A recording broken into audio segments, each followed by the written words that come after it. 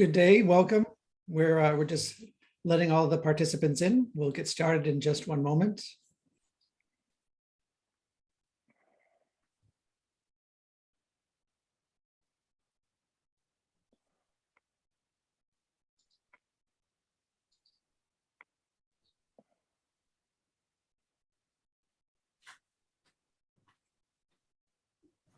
Okay, good day, everyone. Welcome. We'll start in just 1 minute.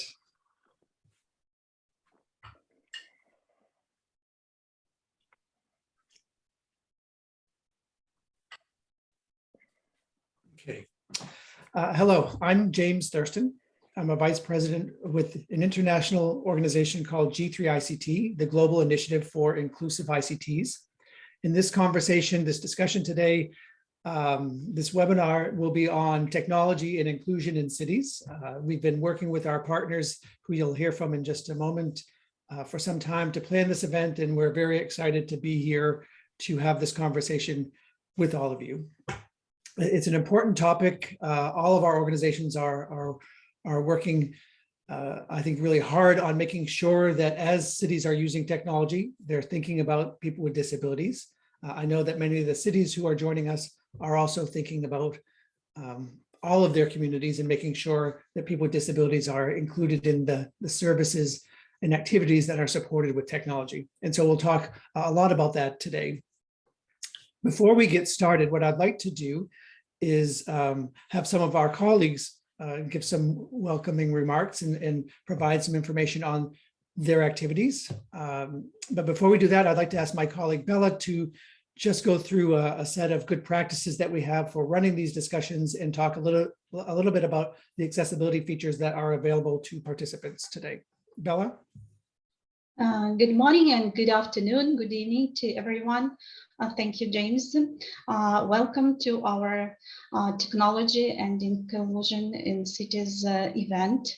Let me share my PPT first. So, can you see the slides? Yes. Yes, good. So I would like to go over some of the session practices that we use today to make the experience more comprehensive and more attractive for everyone. So the meeting is recorded and will be made available to the public. We are providing code today, which is available in the English language. You can switch on the captions by clicking on CC button or show subtitles in the menu. Hindi language interpretation is also available at our session. You can choose interpretation button in the menu and then select the relevant language channel. And I would like to add that captions are also available through the browser, and I will put the link just in the chat just in a couple of minutes. We are providing also English and Hindi sign language interpretation, and you can pin the video of our interpreters by right-clicking on them. So we ask panelists to keep their microphones muted unless you are speaking. And for attendees, please, we would like you to use a Q&A section when putting the questions for panelists. And as for the chat, please use it for some other comments and ideas, and put the questions there if you have some technical problems. We in G3ICT team are monitoring the chat and will be there to solve that issues. We are planning Q&A session towards the end of our event today, but please feel free to post your questions to our panelists in the Q&A section during the discussion. And finally, if there are any questions left or any comments you would like to share regarding our meeting today, please send them to info@smartcitiesforall.org, and the link will be posted in the chat towards the end of the session. That's it. Thank you. Fantastic. Thank you so much, Bella. We try to make these discussions, these webinars, as accessible as possible. So thank you for sharing that information with everyone. I mentioned I will be speaking with some of my colleagues later in the session, but I'd like to start with our partners who really make this work possible and who are great collaborators in focusing on inclusion for people with disabilities in urban environments.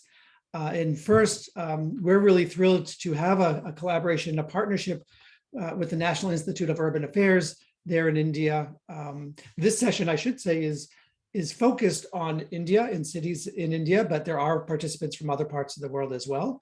But certainly for our work in India, we're really thrilled to be working closely with NIUA on this issue of helping cities become both smarter and more inclusive as they're using technology and data. And with that, Hitesh, I'd love to offer you some time to welcome our guests. Good afternoon, James. Good afternoon, all the participants, my fellow panelists. Thank you for this late evening. We are having this discussion. I don't know if it's a good afternoon in India, and other people for other parts might be good night or good evening, or So welcome to this session. I think first of all, thank you to James and G3ICT for really reaching out to have this session with us. And I think this topic, technology and inclusion, is a very, very relevant topic for Indian cities, because we all agree that digital technology is the way moving forward. But how do you mainstream technologies within the different stakeholders and people with the different needs? I think that is a challenge which all of us are grappling with. And we use these terms, technology, inclusion, very, very loose terms. What does it really mean? Is what is we need to really think through, because sometimes when we use these terms, the language which we talk as a professionals and the language which cities understand, they are two different languages. So the idea which we discussed with James and all things, let's start talking bring this discussion from technologies and inclusion from 40,000 feet height to 1,000 feet at the ground level. So the cities where we are really taking up these issues, the cities which are challenging, taking this lot of strides to resolve these issues of inclusion and technology. How do they talk to each other? They are not two silos. So we are not talking about war of silos. We are talking about convergence of silos, and how this convergence of silos can happen. I think that is the broad objective of this webinar or this series of discussion, which we will be doing a lot of them over a period of time. So that's the idea, is how do we mainstream that technology and inclusion within the day-to-day operations of the city. As far as I am concerned, I am Hitesh Vaidya, Director of National Institute of Urban Affairs. Well, we call about National Institute of Urban Affairs. Our main mandate is to bridge the gap between the practice and the policy. Create that enabling frameworks which can then result in creating impacts on the ground. And that is what we are working on. The way we support our cities is a 5T approach. Not a technology is one of them, but we have another 4 T's. And the 4 T's is how we can provide those tools to the cities where they can start working on these issues on their own rather than depending on think tanks. So how do we facilitate with the tools? Second is the technologies.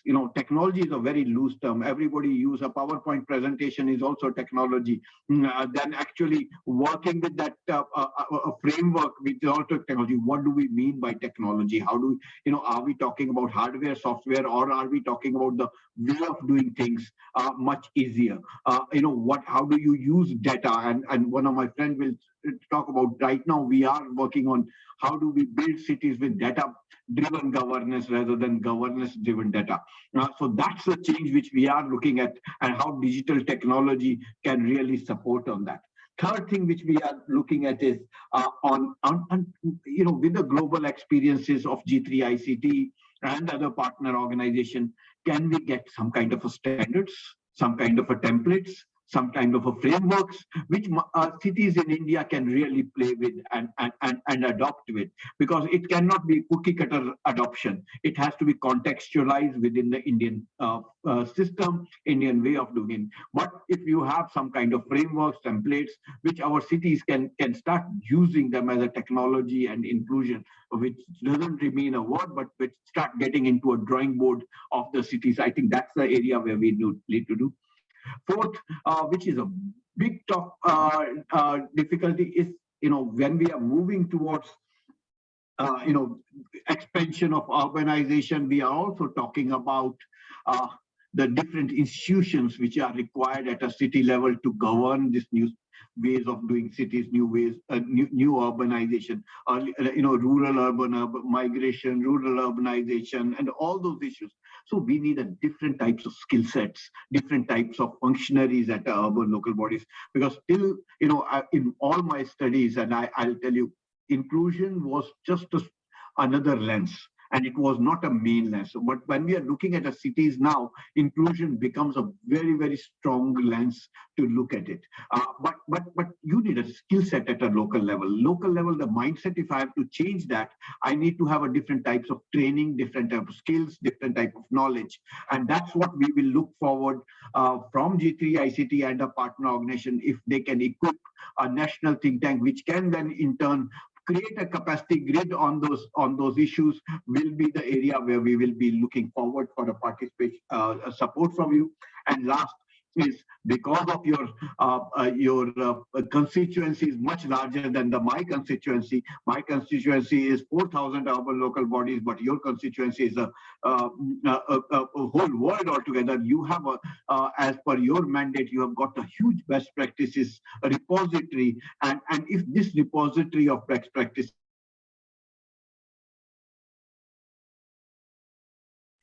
cookie cutter of best practices, but a peer-to-peer learning, I think these are the areas where we will be interested to move forward and make sure that the cities get a benefit as as we call it, last mile of connectivity towards technology and inclusion. And we have made a lot of commitments, whether it is called SDGs, whether it's called Paris Agreement. Now we are COP26, climate. Everybody is looking at city from a different lenses. My only thing is, now the time has come for changing the commitments to action. The time has come, the changing the knowledge to application. And that is the two areas we would look forward with the G3ICT, if we can bring that knowledge, those commitment into actionable frameworks, and start talking about how do we really action this ICT tools or ICT services within the framework of Indian urban local bodies context. So that's the area where I think this webinar should have an outcome, where it's like, the cities which my constituency, how do they benefit? Because I am a platform where I hear their voice, and their voice is always that, don't give me a knowledge, tell me how to do it. And then what to do, it has to move away to how to do it. And that's where we need to really support our cities. And, we are going to talk about procurement solutions. There are a lot of procurement solutions, whether it within the Indian guidelines. How to make them more effective? What type of ICT tools can be used to make inclusion effective, mainstreaming inclusion within the process, and how that procurement solutions or services can be done in such a way that cities feel that whatever they are doing is always accessible, is meets those criteria or those benchmarks which accessibility issues, people with accessibility would like to do that. And for that, I think we need to not only look at a procurement from just a part of India, they are procuring hardware and software. I think even ICT, when we look at it, city and he say that he has to even make a playground, there are different types of policies, different types of rules, different types of regulations which are available. Even a digital tool which can tell them that, okay, if you are doing a procurement of technology, these are the policies, these are the things. If you are doing a procurement of services, these are available to you. Even that starting point from that, and I'm not talking about big change, but I think incremental baby steps will be the great idea to really look forward, where we can facilitate cities and states that they feel comfortable, they feel all that whatever we are doing has those rules and regulation met, and they are moving forward with both social as well as economical and political consideration taken into place while they are going to using ICT for a mainstream inclusion. So with that, I know there are a lot of experts who will talk about ICT and inclusion and how can be. I will not come in between the knowledge giver and the knowledge seeker. So I stop here, and I look forward that this first webinar leads to a big change, and we can come up with some kind of a demonstrative tools which then have a capacity to scale up, and cities start getting benefit out of it. End of the day, these cities should see a value in what we are talking about. So let's walk the talk and take it to an actionable agenda, and that's where I will stop here. And thank you once again, G3ICT, collaborating with NIUA, and we really value this partnership. And we really value that the knowledge which you provide and the global best practices you will bring on the table, which as my mandate to serve my constituency, if I can be more effective and more efficient using these tools, I will be more than happy to work and any support which NIUA can provide to take it. We are ready to walk the talk on that also. So with that, thank you very much. Wonderful. Thank you so much, Hitesh. And I think one of the reasons that we value our collaboration, our partnership with NIUA is this focus on bringing it down from 40,000 feet to tools and resources and strategies, good practices that are actionable and have impact, as you're talking about. And so we value your leadership in this partnership, and really very much in line with that. Our next speaker, I think, has also led an effort to do exactly that, to develop some actionable strategies and some real world useful tools for cities to adopt immediately. And so we're thrilled to be partnering with the World Economic Forum and the G20 Smart City Alliance as well. And with that, Rushi, would you like to make some remarks? Sure, thank you, James. And we're equally really happy to be a part of this initiative. I'm going to just share a few slides, but I'll whiz through them just in the interest of time. So James just mentioned that we're part of this thing called the G20 Global Smart Cities Alliance, and that's something that I lead. If we just go on here, the purpose of this alliance is to help all cities around the world, frankly, develop those kind of guidelines, tools, policies, and implementable practices that will help you to become smarter and ethical and sustainable at the same time. So that's our kind of starting point, and we really want to make sure that the policy guidance we put forward is very practical. Just like you've just heard from Hitesh, that's the kind of the key here. So we started by building a policy roadmap comprised of model policies in 5 key areas, and I've deliberately put inclusivity as the first box here, because that's from our point of view that was the place to start. And again, when we thought about what policy we wanted to work on first, we deliberately started with accessibility as part of that inclusivity realm. So it's only because of the partners that the forum brings together in the form of Microsoft, G3ICT, HereColors, and others, that we can do this kind of work. So it really all credit goes to those partners, and we're happy to kind of just provide a forum for that. So that brings us to the model policy that you're going to be learning about today, and that's I'm really thrilled that that's going to happen. But that policy, along with 4 others, were put in front of cities from around the world, and which you can see here. And we gathered data from all of those on the state of play. And so I just wanted to, in the time I have here, show you some of those results, because it's instructive in terms of when you're thinking about your city and where the world is today and the kind of urgency of this. most cities don't have a written policy in this space. A lot of them do. Most cities have not implemented the policy, and implementation and having a written policy are not the same thing. Most cities do not have resources dedicated to this. And most cities, if you look at the last chart, most cities don't know whether they actually want this policy, and that's because, frankly, they don't understand it.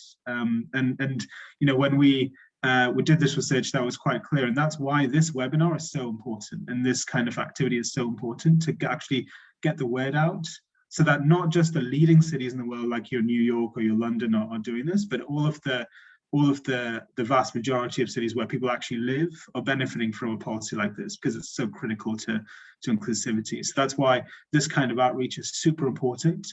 And the final thing I'll say here is that knowledge is one thing, but as we just heard, implementation is where it gets really critical. And that's why we're really happy that Microsoft and other partners are playing such an important role in supporting this kind of effort. And we're trying to build a network of cities in India that's going to be taking this policy and others forward. And if you want to be a part of that network, just reach out to me or reach out to Shefali on the email address you can see here. And I really encourage you to be a part of the initiative that James and others are leading on the Inclusive Procurement Launchpad, which is going to pick this up and give you closer support to actually implement the model policy that they've developed. So I've covered quite a lot of ground there, but hopefully it's all been clear. And James, I'll hand it back to you with just huge thanks from the forum, its partners, and on behalf of all of the cities that we work with. Absolutely. And thank you so much, Rushi. And I can't emphasize enough how important it is to a nonprofit organization, a civil society organization like ours, to be partnering with the World Economic Forum and the G20 Smart City Alliance on these issues of inclusion and equity in cities, in smart cities. And Rushi, really your leadership and the forum's leadership in making sure that one of the first 5 model policies that you're pushing out there is focused specifically on how cities are using technology to be inclusive of people with disabilities, which we'll be getting into in just a moment. So we really value that partnership. And then next, one of the ways that G3ICT, our organization, has, I think, has impact around the world is that wherever we work, and we really do work in every region of the world, including in India, we always like to work with the government, with disability organizations and civil society organizations in industry together.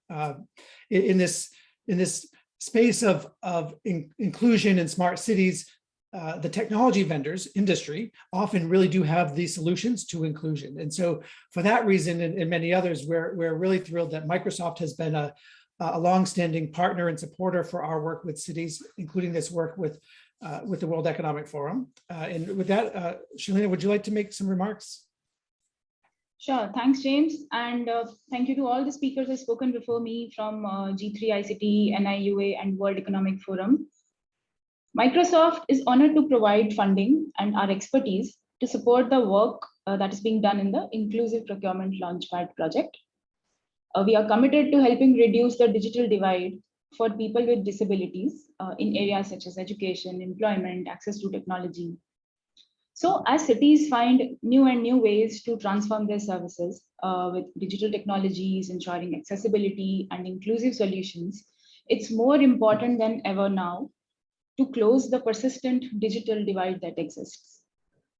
Microsoft strongly supports adding accessibility criteria to procurement policies as an effective inclusion strategy that all cities can adopt.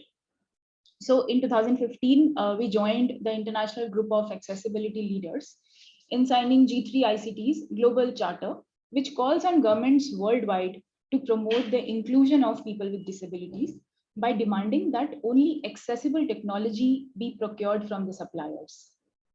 Since then, we've partnered with G3ICT in developing tools and strategies to help countries, states, cities globally learn about the opportunity that they have to leverage procurement policy in a way that increases inclusion for people with disabilities. So coming to India now, an estimate says that around 2.68 crore people in India are with disabilities, which is around 2.2% of the population. This is a government reported number and could be higher in reality. So in December 2015, the Prime Minister of India launched the Accessible India campaign for making the whole country accessible for people with disabilities in the three pillars of built up environment around us, our transportation systems, and information and communication ecosystems. And to this effect, the Right of Persons with Disabilities Act 2016 was also introduced, which makes accessibility, inclusion, and non-discrimination mandatory, especially in educational institutions, public buildings, new construction, sanitation facilities, transportation, government websites, mobile apps, everything that a citizen needs to interact with. So then Smart City Mission also has accessibility objectives, which includes making public spaces, infrastructure fully accessible. This covers our government buildings, educational institutes, public housing, tourist places, religious places, recreation spaces, hospitals, airports, railway stations, and whatnot, ATMs, all of that. The second is the mission also aims to ensure accessibility of all IT systems, ICT-based solutions. Right from a disabled person being able to read price tags, being able to enter conference halls easily or government offices easily, how they participate in an event, are they able to read brochures, understanding train timetables, bus timetables, ensuring that all government websites, mobile apps, documents are developed in a way that people with disabilities can also access them. It also says that all citizens, including people with disabilities, should be involved in development of policies and plans. So how does this fit in the larger picture? We are saying that when accessibility is a purchasing criteria, cities are able to evaluate whether technology that they intend to purchase supports features like, for example, keyword support for people who are blind or who have limited mobility to navigate content. And people, for example, who are deaf or hard of hearing, their ability to see, for example, software alerts instead of hearing them. Then you'd all recall that during the pandemic, cities that invested in accessible technology improved access of all of their citizens to life-saving information and city services. The accessible technology also made it easier for city employees who had disabilities to work better and communicate with others better. So taking all these considerations into account at the procurement stage itself can help, number one, citizens with disabilities to avail city services and participate in city decisions. And second, it enables city employees who are with disabilities. It gives them opportunities to succeed better, which results in an overall improved inclusivity. So Microsoft is delighted and honored to be a part of this program. That's all from me. Over to you, James. Thank you so much, Lena. And really thank you for Microsoft's partnership and support in the work that we do around the world, but most especially there in India on projects like what we're starting to discuss today.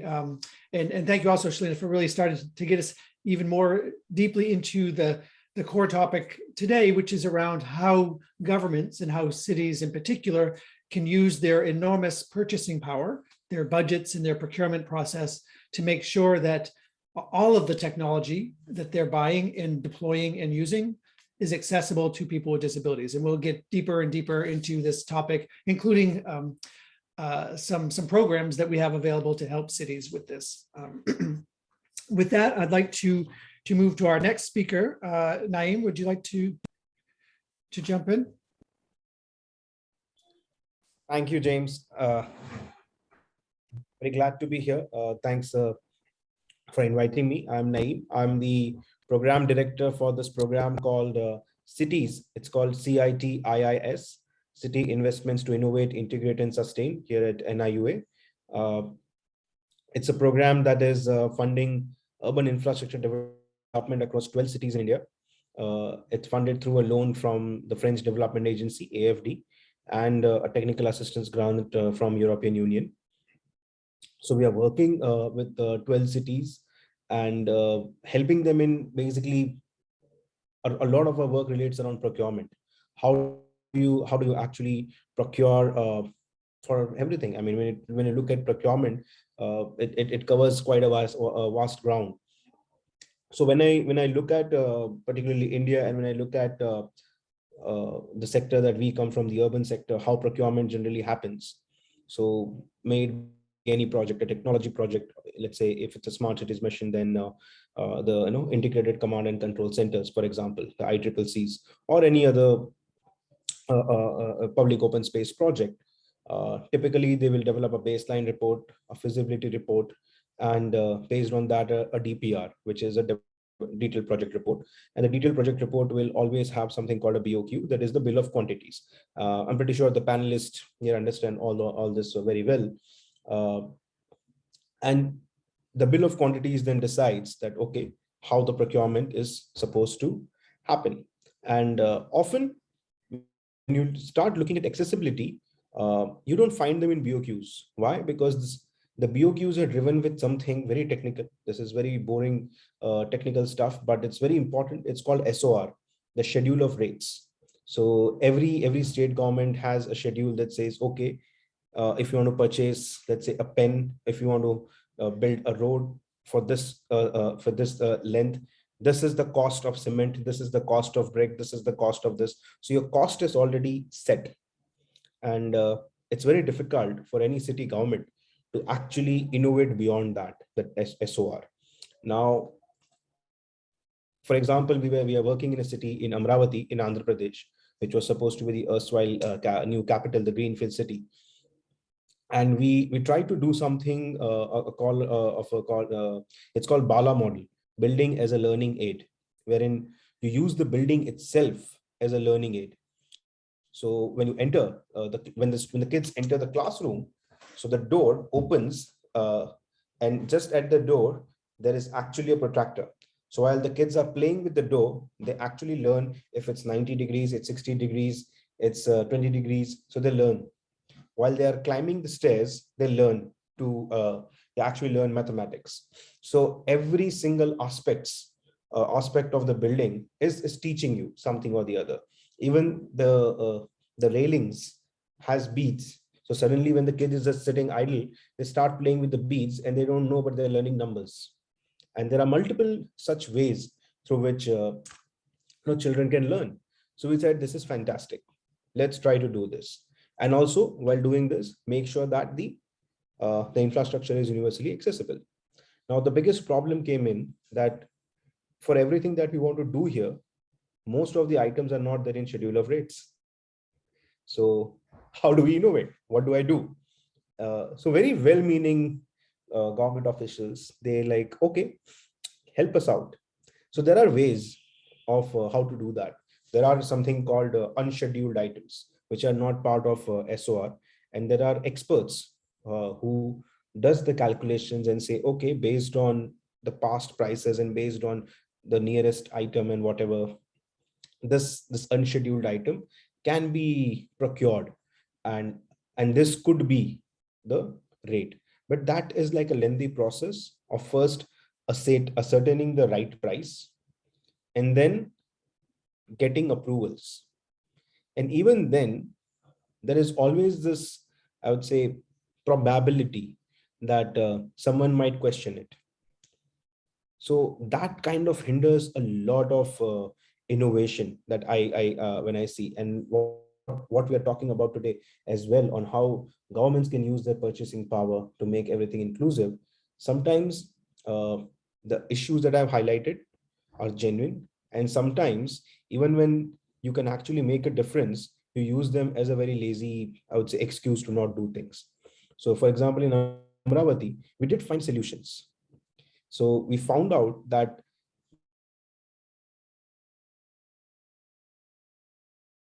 of these things and then go to the state government, get it approved.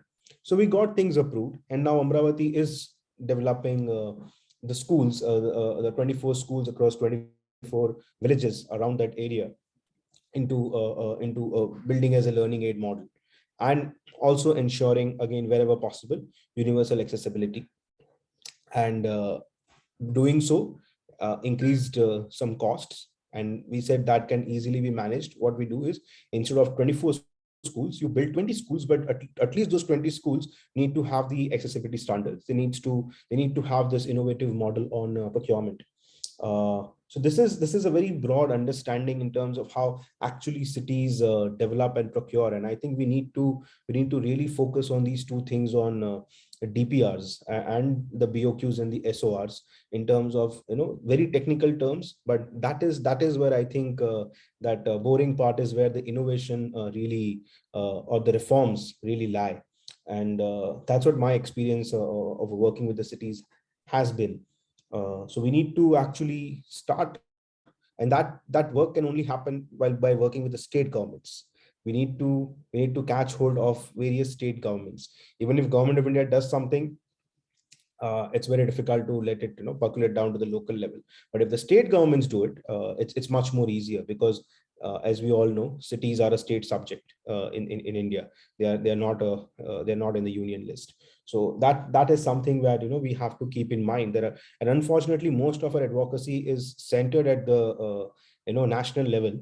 We need to focus a lot more of our energies at the state level as well, for bringing out a lot of this I would say meaningful change. So there are multiple other examples. Like I said, there are 12 cities under my cities program, and we are also launching the second phase of the program, which will again fund 15 to 18 cities. So those are as well. We are again looking at them as well to come on, and by the end of this year, so we'll have a group of around 25 to 30 cities working with us. And an important thing that we have done is thanks to Utsav and his team. We have actually developed procurement guidelines for these 12 cities at least, making them maybe this small island of excellence, so as to say that whatever you procure, you have to procure in a certain manner, which makes sure that the accessibility part is taken care of. So we have actually issued guidelines to all the 12 cities, along with a checklist, which was again the basic team at NIUA helped us prepare that. And we have conducted 2 workshops for all those cities. I think one was a virtual workshop and another was an in-person workshop, wherein we actually trained them in terms of how this should be done. So that's it from my side. Thanks for inviting me. Over to James. Thank you so much, Naeem, and thank you for, I think, making the really important connection between procurement and standards and accessibility. We'll be getting much more detailed about that and this model policy from the World Economic Forum and the G20 Smart City Alliance, which really focuses exactly on that topic of how do we use procurement and standards to make sure we're buying and using accessible technology. So our next speaker is from the Smart Cities Mission in India. Padam, would you like to make some remarks? Thank you, James. Good afternoon, good morning, and good evening to all the participants joining from various time zones, including various smart cities represented by city commissioners, CEOs, and other senior officials. My greetings to all my fellow panelists also. My name is Padam Vijay. I'm a technical advisor with NIUA and has been associated with pride with the Smart City Mission for almost 5 years. So I've been part of many programs which had different facet of planning as well as execution. Because of the paucity of time, I would keep my topic very short and brief. For a change, I will not be talking technology today because the topic which is given to me is talking about Smart Cities Mission process and practices. So everybody must be aware that the Smart City Mission was launched in 2015, which covered 100 smart cities across the length and breadth of the country. And these cities were selected through a robust challenge process and also the city consultation. But one thing was very important in that it had the flexibility of saying that one size does not fit all. That means the cities had flexibility to create projects which suits their cities, which suits their fabric, which suits their climate and context. And therefore, all the smart cities have turned out to be lighthouse cities. And we see the replication happening from the learning that we have in these smart cities going to all other cities in the country, which are almost 4,000 plus. This mission had 4 key principles. I mean, achieving more from less, affordable excellence, build something for today, that's fine, but make sure that it is built for future as well, and include all. Most important part that that's the key subject of today is include all. It should be community centric. I think this is the key message that came out in the market when the smart city mission was launched.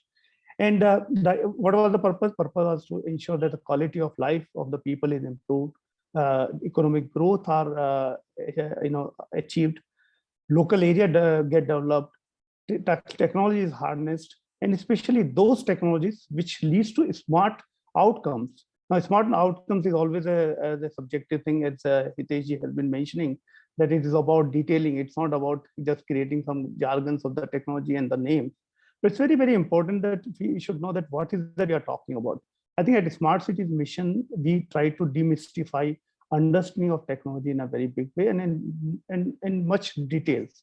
And if you see the kind of work that has gone into smart cities, especially in the technology space, has been such that they became war room in the case of COVID pandemic, when it hit us. And we have been very, very fortunate that these centers have become a lifesaver for many of our citizens. So I would say that we have understood that how technology can be leveraged. Technology is enabled, definitely, but if it is clubbed with the right kind of standards, processes, policies, I think it can do wonders. I think this is what we are talking today. If you really ask me why the universal access system or accessibility or inclusivity, or we call it, it is for everybody. The city is for everybody. How do we ensure that? It is very difficult to say that, okay, I would do this and then it is ensured. It is not. Technology is one common, I think, glue that binds every effort that we make in the city. And that is the power of technology that we bring in. Shalina talked about technology, how Microsoft has been helping out.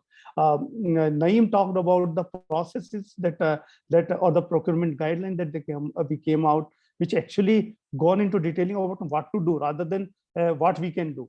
I think that time has come to get into the stage that how do we ensure that every single citizen of the country is part of one large fabric. Now, smart cities, we have been developing places, and some of the places that even Shalina has spoken about. We are looking at developing those places when people love to live. It's not about just living. They should love to live there. They should love to work there. They should love to play there. If that is the kind of spaces that we build, that means it is more of a universal access places that we can really imagine and implement. Now, what do we mean by people? People does not mean man or women or kid or a child. It is every single person, whether it is man, women, child, senior citizens, and differently abled people. The work that we do, whether it in the technology or non-technology space, I think it should be meant for everybody.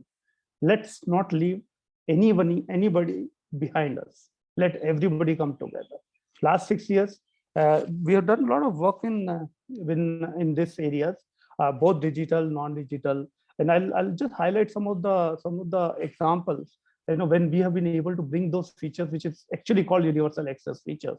One of our smart cities, which is Pimpri-Chinchwad, you will be glad to know that they have got a national award by creating a website which is best accessible to the public. I mean, it had all those things that are required to make sure that it is meant for everybody.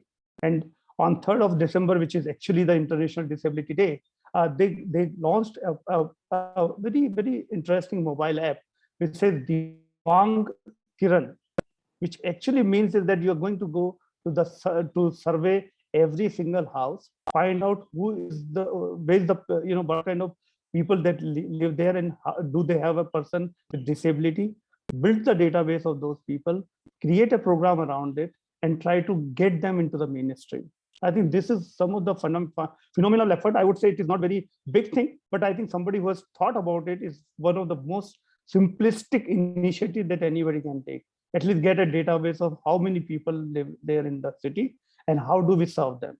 Moment we know the kind of people live in city or maybe the floating population which come in the city, we actually know what kind of digital interventions are required. Today we're talking about, whenever we talk about, unfortunate for us, that but most of the people that we talk about, when we say you disabled friendly or universal access IT system, everybody say, okay, it is a website. You make the website and people should be able to access the website. I think most of the time this has been a misnomer, and we need to really see and demystify this understanding that it is not about the website. It is about every single piece of system which has an IP address. If I can call in the technology terms, every single thing which has got an IP address, if we can make sure that these systems are user friendly, easy access system, and it does not differentiate between Mahesh and Ramesh, Mona and Sona, A and B, and that's the way that we are going to go. I would give you an example of our Vizag city, which is in the southern part of the country. They develop a very interesting place which is called All Ability Park. I think somebody has created that thought in the mind that let's make a place which can be accessed by everybody, and that has actually won. You will be glad to know that they won 2020 Global Smart City Award under Living and Inclusion category. And that means if you have an intent to do certain things, there are people who will recognize your effort. There are people who will acknowledge your effort and also replicate. I think the park design was done in such a manner that anybody who was having a hearing impairment or blind or handicapped, they were given a type of access that they deserved. And they also feel elated and privileged that yes, there's somebody to look after them. In Atarnagar, which is one of our greenfield smart city, universal access IT system was implemented. It empowered citizens both in terms of disability as well as even those people who were changing ability. For example, they were aging. What kind of difficulty they have in managing an accessing system? Even hiring those people with such disability to be part of the main mission program by delivering certain services from their side. Why do we just call that it should be receiving, the services should be they should be on the receiving side. Can they also render services? Can they also use the digital IT system to render services? Can they be someone who is just another guy? Can that market be developed? Can the job opportunity be developed for them? I think we have a huge task ahead in front of us, that what kind of comfort that we build around them, what kind of baselining that we do so that they immediately catch up with that effort, that work, rather than putting humongous effort to make that happen for them. Bhubaneswar, I will try to sum it up. Bhubaneswar, Jabalpur, there's so many examples for the road safety audits are happening just to make sure that what has been built has then been built with the universal access or not. Has that been built to help people or elderly people or vulnerable people, I would call. So those efforts have gone in. Then a lot more example. I think when we conceived our technology intervention in smart cities, we were thinking that how do we bring some core prospect and tenets into our program. So we released an advisory from the mission side, especially for universal IT system access. And that advisory, you would believe that point of time, it was almost 2.5-3 years back. The focus was how do we bring accessibility into a design.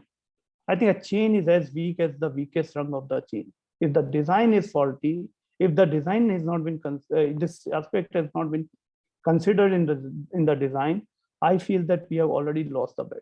Naeem has spoken about this, that at the start of this thing, if the SOR has only the listed item, how do you bring in the design itself is not favorable. We should make an attempt all jointly to see that every single rung is stitched well together.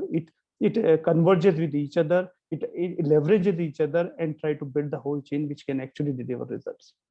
We have encouraged the cities to build portals which are user-friendly, mobile app which are user-friendly. Even the internal application system should become your digital accessibility.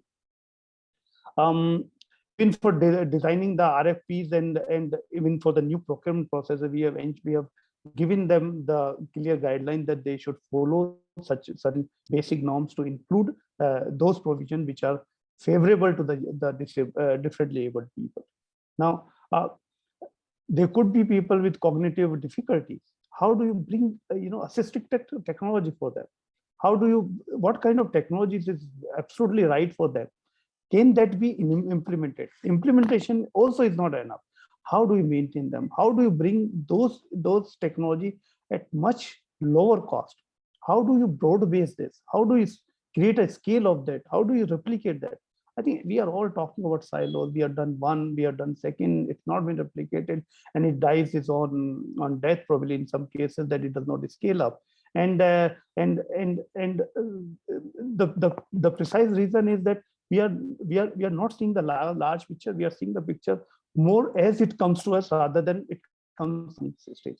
I think design is one of the very important aspects, and if it is very well understood through processes, through standard practices, template that Hitesh was talking in his welcome note, I think these are something very, very important, small things, but will have a larger impact. I think we should definitely look at very, very aggressively that the design phase itself is absolutely robust for any cities to take it forward from there. It is like building the foundation. It is about first time right, being first time right. First step, if it is right, it will travel 1,000 miles. I think that's the way I look at this. In the advisory, we also talked about how do people with color blindness are able to distinguish contents by using different colors.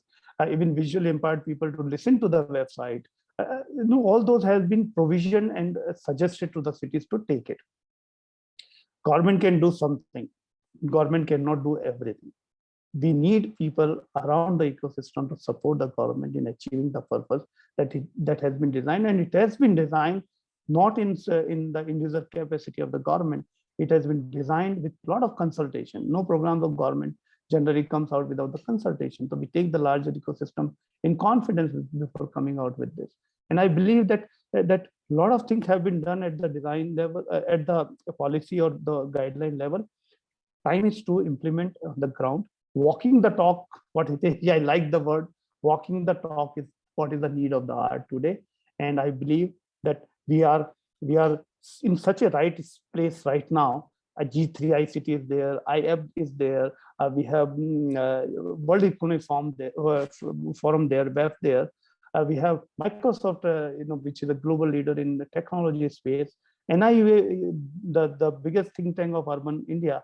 I think we cannot ask for any better combination of the stakeholder which can drive this initiative, which is also always in our mind that we should help every single citizen that is around us, irrespective of whether it is able or disabled. I think with this note, I would like to conclude and with one final statement is that we need to make sure that whatever we do today is cross-learned, experience are shared, we build practices, we build templates, we build a test cases, we build a lighthouse test cases for this kind of system, which can be propagated, replicated with the speed and skills. Thank you very much. And it's been my pleasure to be part of this session. Thank you. Wonderful. Thank you so much, Padam. And I know several years ago when the Smart Cities mission project in India was launched, a lot of us around the world were very interested to watch and see how you would succeed and if there would be a focus on inclusion and accessibility. And so we've been really happy to see that there has been. It's good to hear you provide a couple of real examples of cities and the websites and the mobile apps that they're creating that are inclusive of people with disabilities, but also your statement that as we think about inclusion in smart cities, in accessibility technology, we need to think beyond just websites to other systems as well. So we really appreciate your remarks and your partnership. With that, the next speaker is from our partner at NIUA. Utsab, would you like to make some remarks?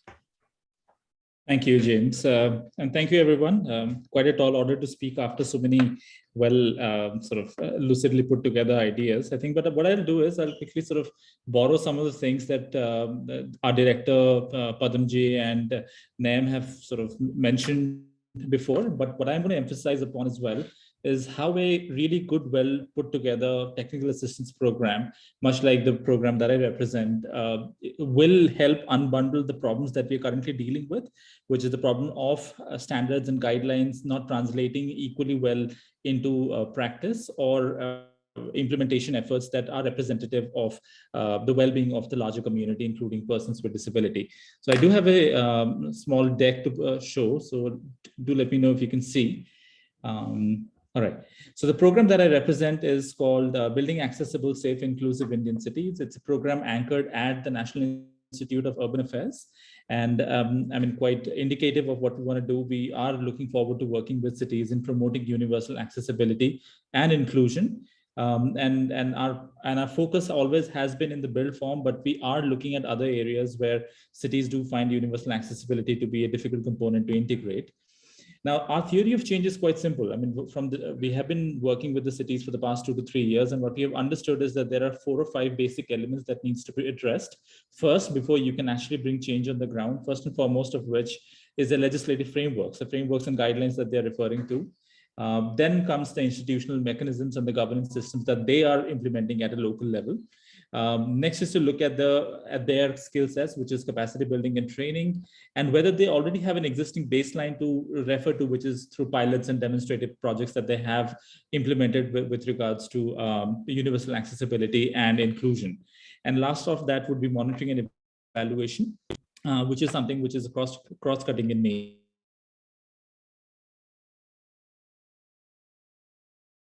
It has to be something which is across all sectors, whether we are talking about housing, whether we are talking about education, healthcare, disaster, or even recreational spaces. I mean, whatever you talk about, universal accessibility has to be an underpinning in that. And that is exactly what we are trying to work with the cities to do.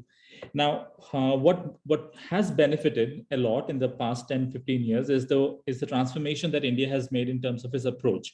We are no longer looking at cities or no longer looking at persons with disability from a social and medical approach. Rather, we have moved on to a more progressive approach in terms of rights, as was mentioned by our colleagues from Microsoft of the Rights of Persons with Disability Act. Those have substantially strengthened the ask in terms of what persons with disabilities can ask from the cities. And what we have understood is that, as I was sort of showing in the previous deck, that universal accessibility and inclusion has to be a 360-degree approach. It cannot be siloed, as has been the word of the day is siloed. Like there are too many silos of excellence and too many islands of excellence. We need to connect them, and we need to ensure that they are talking to each other and are moving on the work that is being done. Now, Naim mentioned during his presentation, the work that we have collaborated upon is to work with the cities cohort, the 12 cities that Naim mentioned. And how do you ensure that inclusion is adopted through integration in the procurement process? Now, he touched upon some of the stages that the cities go through, whether to do a feasibility study, put together design, tendering, procurement, implementation, monitoring and evaluation, eventually learning through it. So what we have done for them is that we have developed a very easy checklist, a checklist that can easily tell you what to do and what not to do at different stages of the project cycle. And then eventually, but the point that you are trying to make through these toolkits is that while you adapt and while you implement them, you need to ensure that at the end of it, you're able to evaluate yourselves and say whether you are objectively better off using the toolkit, and are you objectively better in terms of your universal standards and inclusion standards in the city after you have completed the cycle. Now, nothing would be possible without an integration. We have been talking about that. While we are implementing our projects at a local level, which is at a city level, we need to ensure that it is sort of layered in a way where the national policies, the state guidelines, and the local bylaws all speak to each other. And they speak to each other across all sectors, whether we talk about health, transport, housing, livelihood, or education. Now, a question that has been put together or put forward by our previous speakers is, how do we do it? There's a lot of knowledge out there. We have a lot of practices put together, but cities often find it difficult to answer, how do I do it? So in easy words, for universal accessibility, I think making sure that what we are asking for, whether it is in the schedule of rates or the bill of quantities, it is available. Once it is available and once it is implemented, it becomes accessible. And over a period of time, once you have done it enough times, you know that it will become affordable by economies of scale. And once that is done, you will sort of find acceptability across different sectors and different stakeholders. Now, the case in point in that, again, the proof in the pudding, right? So it's easy to say that this is what you need to do. This is what the roadmap should look like. Our experience working with a city like Varanasi, which is a very old, very spiritual city and has been set in sort of in their own standards and in their own conventions for a very long time. But the intervention with Varanasi has showed us that with effort and with the right kind of leadership and for the right kind of nudge, a lot can be done, and lot has been done in the city over the past 2 years, including building parking facilities that are inherently inclusive, redevelopment of riverfronts to make it more accessible, building convention centers that are state of the art in terms of technology, and building schools as well that cater to the needs of children with disabilities. And over the past 2 years, this is just a broad number. We have seen projects in pipeline and projects being executed that are in the ballpark of over $2 billion. So there are plenty of opportunities to harness if you work with the city in the right way. And our technical assistance program has been focusing on a variety of projects. We are looking at projects that are ongoing, projects that are in the pipeline, and projects that have already been executed. And we are not sector agnostic, so we're looking at different kinds of sectors to work with, including ICT as one of the key areas. Now, the project has been able to put together a lot of information, a lot of knowledge products, including the one that Naim was referring to in terms of the toolkit. Much like that, we have also been able to work with the national government in revising the standards and guidelines for planning and for built environment. All of that is readily available at our website, which is www.niua.org. And for more project details, you may write to us at the basic project at NIUA. So that's pretty much my time. I'm not going to take any more of James's time in terms of presenting the model policy. So back to you, James. Fantastic. Thank you so much, Utsav. And it's really great to see this model for change and a real systems approach to driving this kind of change in cities and making sure that they're inclusive. And it really does align with, I think, the work that we're doing with our partners, our other partners around the world as well. So thank you for sharing those examples. So with that, what we'd like to do now, Monica, if you want to pull up our slide deck, we've talked a lot about procurement and inclusion and accessibility and technology, and now we want to pull all of that together around an opportunity for cities in India and around the world to understand and know about the model policy for accessibility, for inclusive procurement that's been developed under the World Economic Forum and the G20 Smart City Alliance. I've got a couple colleagues here. Monica, if you want to just go to today's discussion slide, I think it's the fourth slide. Yeah, right there. So I've got a couple colleagues here that will walk us all through together the model policy and why it's important. We'll go through the main components of this policy. It's also available on the World Economic Forum website, and you can see the language there. We're actually using this policy, working with cities to adopt the policy now. And so we're very happy to be able to share some detail about the policy with cities there in India. We'll talk a little bit about next steps and then try to leave some time at the end for discussion and questions, including, I see there are some questions in the Q&A. We may touch on some of those during the presentation. If not, we'll definitely try to answer them either in the Q&A section or at the very end of the session. I'm really happy to have my partners here introduce themselves to you. You've heard from me and Bella from G3ICT. So let me ask my other two partners who will be speaking with us today to introduce themselves. Monica, would you like to introduce yourself? Yes, thank you, James. Good evening to everyone. My name is Monica Duem. I've been working for James for many years now. I'm based in Mexico, and I've been working for the past 10 to 11 years almost, creating awareness on what digital accessibility is. The idea of what we do is to present to governments, to companies, to the understanding of the barriers that not only persons with disability, but normally vulnerable groups that are excluded from these digital transformations, the elderly, indigenous people. So the idea is for us to explain the barriers and to have a general understanding of what the digital inclusion must be, and then also to help implement policies and projects and programs in order to be able to minimize this bridge. So thank you very much. It's a pleasure to be here with you. Thank you, Monica. And we'll be hearing a lot more from Monica in a moment. Subhash, would you like to introduce yourself?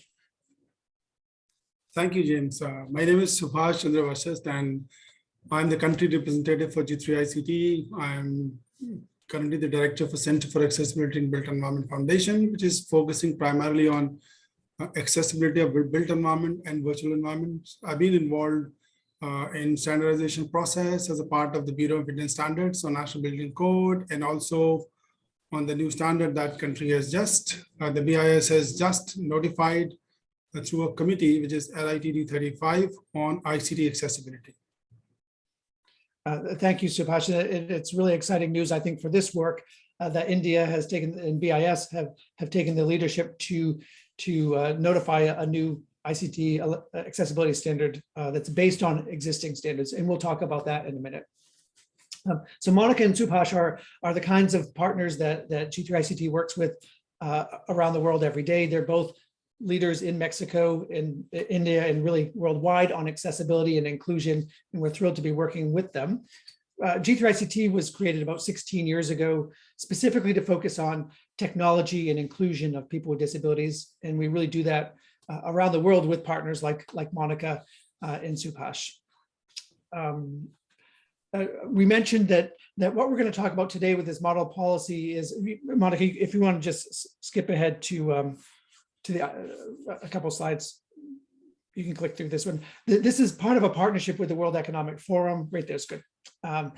Where we worked with the forum for quite a while to develop this model policy with a group of experts. Again, the model policy is on their website and you can read it right now. And now we're working with partners, including NIUA, there in India, to help cities around the world actually use the model policy, to adopt it. And we want to talk a little bit about why that's so important. So just to be clear, what we're talking about here is this model policy is for how cities buy technology. So it focuses on making sure that cities are able to purchase technology that is accessible for people with disabilities. And as we heard, there's more than 15% of the global population is a person with a disability, more than 1 billion people worldwide. So the requirement, if you just go back to that previous slide, thanks. The requirement is not on the technology makers and vendors. The requirement is actually on the government itself, where they say we are making a commitment that when we buy technology, it will be accessible technology. And importantly, what we mean by accessible is defined by these international or global accessibility standards. In the great position that India is in, is that as Subhash just mentioned, you're already well into the process of adopting one of those global standards as an Indian national standard. So you have that really robust, detailed definition of what accessible means for all kinds of technology that's available to you or will be very soon, thanks to the work of colleagues actually at Microsoft and Subhash and other experts there in India. The other good news, I think, is that this kind of policy is built on experience of decades in countries around the world. Governments like the US federal government, the governments across the European Union are all using this kind of policy. What we've done with the G20 Smart City Alliance is tailor the policy to cities so that they can also use this to make sure that their technology procurements and all of their technology systems that they're deploying are usable by people with a range of disabilities. We know today that the world, this is good, Monica, that the world is not accessible. About 5 or 6 years ago, we launched a global inclusive smart cities project with a global study that found that today smart cities that are using technology are actually making the digital divide worse, not better, for people with disabilities. So we have a lot of work to do to make sure that the range of technology deployments in cities are accessible. We also focus on this sort of model policy and this procurement approach to inclusion because we know that these policies work. We've seen them work in governments around the world. When governments put into their RFPs or their tenders a requirement for accessibility, it actually does help to make sure that government services are more accessible to people with disabilities. It helps to make sure that government systems are accessible to their own employees. Many governments, every government has employees with disabilities. And so it's important for your employees as well that the technology that a city is buying and using is accessible. We've seen governments that implement these kinds of policies tend to become some of the best employers of people with disabilities in the world. The best employer of people with disabilities in the world is the US federal government. And they've had a policy like this for more than 20 years. It helps to support and grow the tech sector and really develop a local ecosystem of technology professionals that understand accessibility, innovation, and inclusion. And we know that there in India in particular, there's an incredibly robust, large and growing technology sector. And so this can be a part of that. But Monica or Subhash, anything about why we should focus on procurement before we go on to the disability slide? Yes, if I may. think, go ahead, yes, Subhash. Monica, go ahead. No, go ahead, go ahead. I just thought the entire accessibility regime in the country is actually anchored in the Rights of Persons with Disabilities Act. And the duty bearer is the government. And therefore, and not the vendors, as you rightly said, that it is not vendor specific, it has to be the government, it has to be. So from that perspective, the right holders are citizens and citizens with disabilities as well. So in that interest, I think as duty bearer, the government need to have a procurement policy. Cities need to have a procurement policies. Yeah. Monica? I just need to ask, through all the innovation that companies have done regarding accessibility, is the result of government procuring accessible ICTs.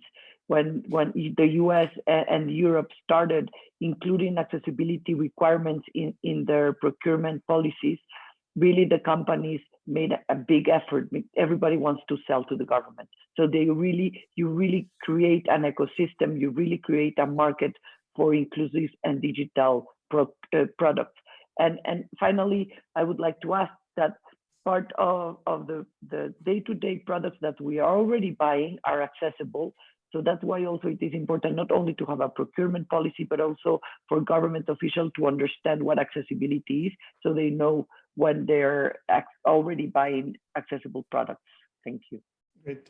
Thank you, Subhash and Monica. Monica, if you could skip ahead to the disability and outcome slide.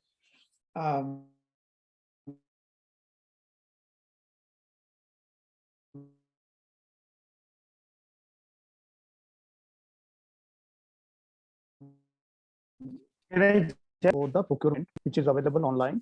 I can put the link out here. The stakeholders can also refer that. It is very exhaustive document, which also has one of the universal access guideline part of it. So I think that will be very useful. Okay, great. Thank you so much for that. So Monica, if you go ahead to right there, it's good. So what we're talking about in this procurement policy is cities buying technology that really does work for everyone, including people with a range of disabilities, whether they're visual disabilities, auditory or hearing disabilities, mobility disabilities, cognitive and intellectual disabilities. What's great about the standard that Subhash mentioned that India is adopting is that it really does define what accessibility means for every kind of technology and all of these disabilities as best can be defined today. Why it's important and why we do so much work with partners in this area is that we know the 1 billion people with disabilities around the world have worse outcomes than the rest of the population as a whole. People with disabilities are less likely to start school, they're less likely to finish school, they're less likely to be employed, they're more likely to be living in poverty, they experience an extreme digital divide. All of this is fact. in every country in the world. It doesn't matter where it is, the global north or the global south. These kinds of procurement policies, making sure that as the government buys technology and deploys technology to support its services, really do help to impact these outcomes and improve these outcomes for people with disabilities. Subhash, before we go on, anything you'd like to add there? No, I think move forward. Okay. Mon, if you go to the accessibility slide. So what we're talking about as we're discussing a model policy to help make sure that governments are buying technology that's accessible, what we mean by that is the extent to which a product or service can be used by a person with a disability as effectively as a person without a disability. And accessible products, systems, services, environments, and facilities can be used by people with the widest range of characteristics and capabilities to achieve a specific goal or use. These are definitions that come out of the UN system, and they're also embedded as part of the model policy that we'll talk about in a second. If you want to go ahead, Monica, you can go to the next one. So we know that accessibility matters in cities, and we actually have heard a little bit about this already by some of the previous speakers. Cities today around the world are buying technology and deploying technology to support the broad range of services that they provide. And we know that cities provide critical services every day to their communities. So they're deploying mobile solutions and web solutions around transportation planning to get from one part of the city to the next. You can use technology to do that. In social services, I heard from a colleague at a large city here in the US that the primary way to get support for housing in that city, if you were a low income person, was through a city website, but they weren't sure if that city website was accessible. And that's critically important, that service from the city. We've heard similar sort of social service programs being deployed through technology around the world that are not accessible. You may have heard in Australia, for example, initially the website that you used to sign up to get your COVID vaccine was not accessible for people with disabilities. That doesn't have to be the case. With these standards, with procurement policies, you can make sure that the services your city is providing that are critical to people are also accessible for people with disabilities. And this extends to digital payments for fees and fines, to different ways of engaging citizens to get their perspective. We want to make sure that everyone is included in that. Increasingly, courts are using technology to support their services. So accessibility is critical in courts and justice systems. Museums as well are increasingly undergoing a digital transformation. Really, if you think of any of the services that your city provides that are supported or delivered through technology, we want to make sure that those are accessible. Monica, would you like to add anything here? No, just with the digital transformation, every day we see more and more services, important services offered online. We know that the way to scale and really reach more citizens, and that's why it's critical to make them accessible. And I'll only add from the beginning, because many times what we've seen is that you already have a service and you're patching it and enhancing it and trying to make it accessible afterwards, and it's more expensive. So the recommendation with the model policy is to have them accessible from the beginning. Thank you. Subhash, would you like to add anything before we go on to the policy?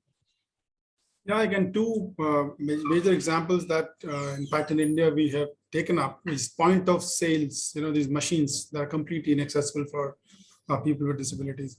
You look at the Delhi Metro card or the Metro card, when you are stepping out, when you punch it, the money is deducted, but the person who's a user does not know how much money is deducted.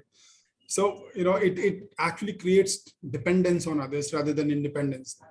And that's why it actually matters in smart cities that in mobility and other services, we do include accessibility from day one. Major cities in India right now are also looking at buying mobility devices and mobility, I would say, buses. So we have had this issue.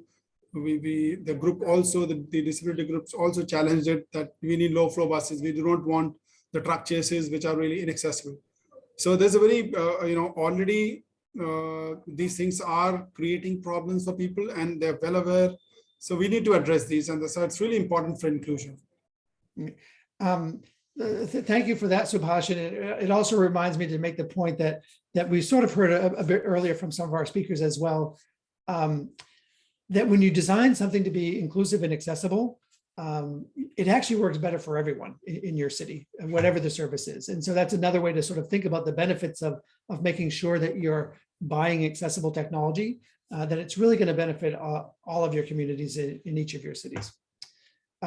Monica, if you'd like to go to the model policy slide. You can skip through these blue slides. Okay, great. So the good news is that we have today a model policy for procurement that cities can adopt and use to make sure that their investments in technology are in accessible technology. As I mentioned, this model policy is based on decades of existing good practices and policies by other governments in the US, Europe, Australia. Other governments around the world are making progress in adopting these kinds of policies as well because they work. And what we did in partnership with the World Economic Forum and other experts around the world was create a pretty brief, I think, it's pretty straightforward model policy that has these 12 or 14 different sections to it. Again, they're all available online, and what you have in the policy, we'll sort of talk through them really briefly, is a set of definitions. And Monica, if you can show the definition slide, we pull out international definitions of accessibility, assistive technology, accessible technology. And so there's a set of definitions that you can use in your model policy. If you go back to the slide on the policy, Monica, there's an introduction that sort of ties this model policy to other important objectives you may have in your city for inclusion. There's a set of objectives specific to procurement and inclusion.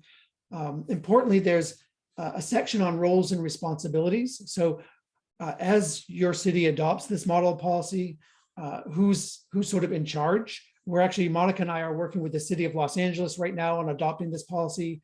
And what they've decided that we think is that they have a procurement department and a chief procurement officer. They will be named as the responsible party in the city of Los Angeles, most likely.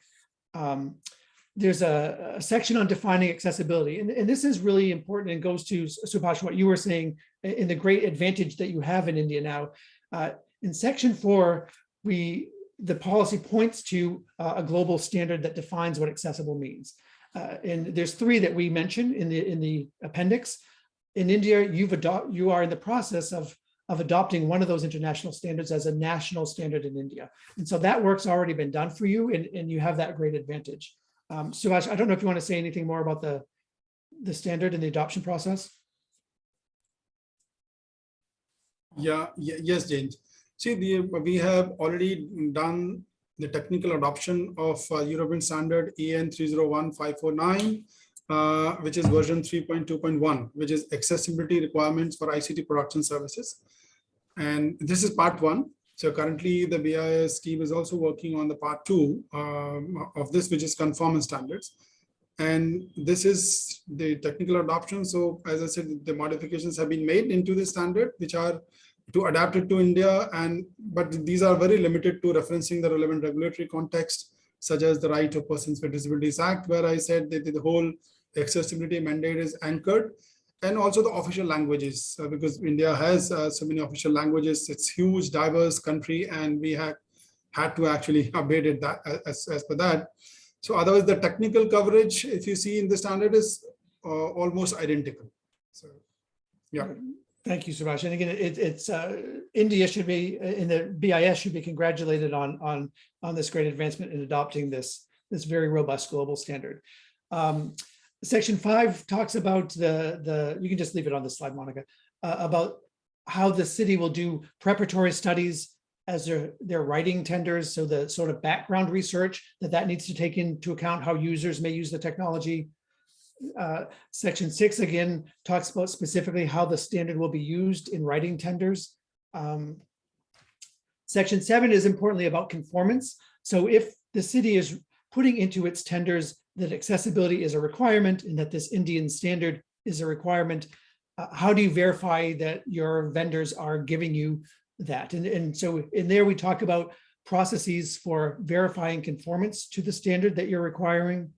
Most typically, what we see around the world is what's called supplier's declaration of conformance, where the supplier says in a statement to the city, we meet this part of the standard and we're not meeting this part of the standard. And then the section 8 is on how you manage those contracts and make sure that accessibility remains a part of ongoing contracts with suppliers and vendors. Section 9 talks about exemptions. There may be some reasons that you don't need accessibility to be a part of your technology purchases, maybe for technology that's just sort of back end or back office technology with no human interface may not need accessibility to be a requirement. Importantly, section 10 talks about training and capacity building for your city staff, your procurement officials in particular, but also your IT staff on accessibility. Section 11 talks about monitoring how well you're implementing the policy, what % of your procurements are referencing the standard, that sort of thing. And section 12 talks about reviewing the policy every couple of years. I think we actually suggest 2 years in the policy. And then again, in the annex, you actually have a link to the 3 standards, but you will have one very soon in India that is an Indian national standard.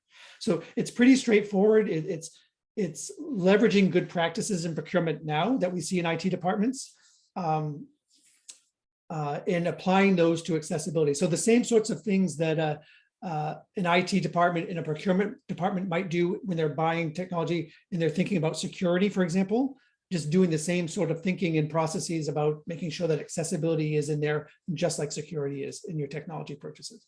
So let me pause there. Monica, we can just leave it here on this slide for now. Anything you want to add about the policy and the parts of the policy? Well, if I may, only to stress that it's very important, and congratulations for the policy, the standard is going to be national, but it's very important to create capabilities and to have clear definitions. One example is there's a difference between assistive technology and accessible ICTs and services. And it's very important that we understand the difference, because we've seen around the world, for instance, in Colombia, there was a very good project where they bought assistive technology for everyone, a screen reader for every Colombian in the country. They spent millions of dollars in having the license of this assistive technology, but people who were blind could not use it if the content of the websites were not accessible. So it's important to understand the difference, and that's why creating capabilities on a broader level of what accessibility is and the different and understanding of the definition is crucial for the implementation. And these policies and the standards really are quite broad in their definition of technology, so which is really useful. Subhash, anything you want to add before I go on to sort of next steps? Anything you want to add about the policy? No, I think in the policy has to be contextualized as per the Indian context. I think the NIUA team has lucidly put out the challenges and the barriers that we currently face in the system. And how do we address those barriers? In that context, we need to look at this policy. Especially, it has to be done at various state levels, because at union level, yes, we have, India is a federation of states where the cities and these issues are the state and are not of the union, within the domain of the union. So these have to be taken up by the states. So we need to rope in states, contextualize it as per their environment, and see where the loopholes are, where the cracks are, so that we can fill in within that policy. So one simple example that I can give is, typically, what marks do you give in a tender or in a system to process one, say, a DPR? Or if you're allowing those marks to be skipped, or are they mandatory, or they can be just skipped, or you give a reduced percentage of, and still it gets passed. So that is something, context that we need to fill in. So I'll just stop there. Yeah, thank you for that, Subhash. Just quickly there, I know there's some questions there. Monica, you can just stay on this slide, that's fine.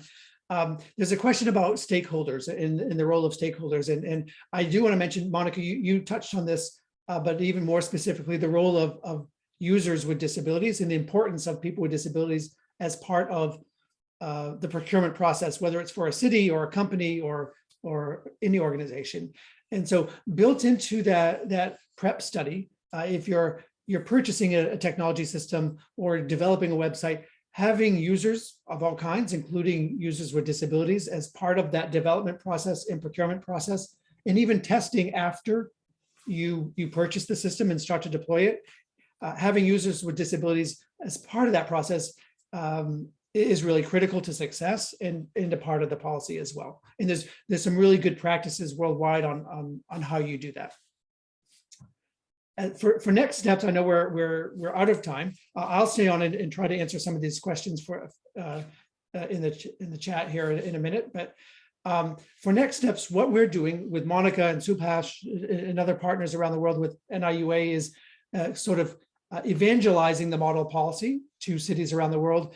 And with Microsoft support, actually, we've started a project called the Inclusive Procurement Launchpad, where we're working with a team of experts to work directly with 6 cities around the world. The first one is Los Angeles, and we're working with these cities to adopt the model policy, to help them understand the details, to help them adjust the policy a little bit to their city. So we announced Los Angeles as the first. We're getting ready to announce the next 2 or 3, and there's still a couple open slots for this Inclusive Launchpad program where we will help your city adopt the model policy. And for cities in India that might be interested in that, and we would love to have an Indian city in this program. If that kind of technical assistance is of interest to you, certainly reach out to us or to NIUA about that, or to Subhash, who's our country representative there in India.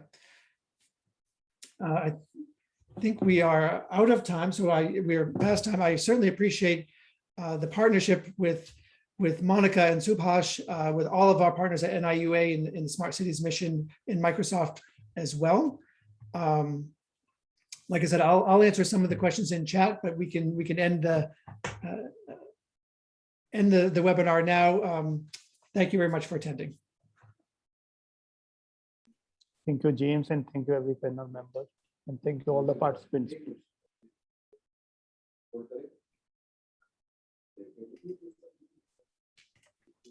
Thank you, everyone.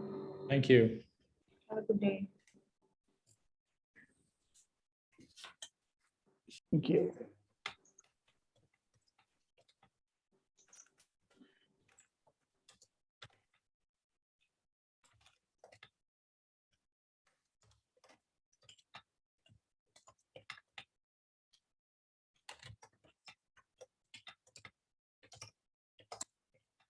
I'm just going to answer some of these questions in the Q&A.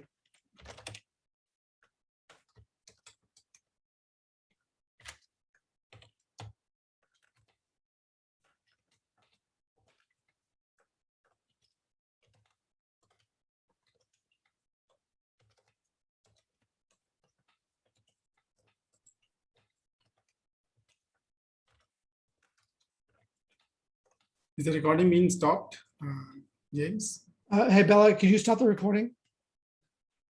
Or I can talk. I can actually stop it. Never mind.